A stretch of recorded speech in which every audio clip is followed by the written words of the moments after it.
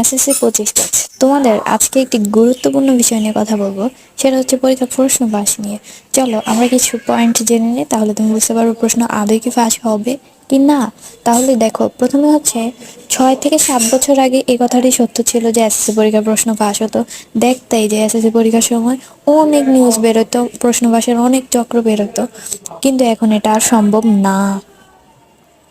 দ্বিতীয়ত, প্রশ্ন ফাঁস কিভাবে হবে, অর্থাৎ ফেক, আসলে এগুলো সত্য না। তোমাকে মেসেজ দিবে অথবা কমেন্ট করবে, তোমাকে মেসেঞ্জার গ্রুপে অ্যাড দিবে, হোয়াটসঅ্যাপ গ্রুপে অ্যাড দিবে, এগুলোর মাধ্যমে।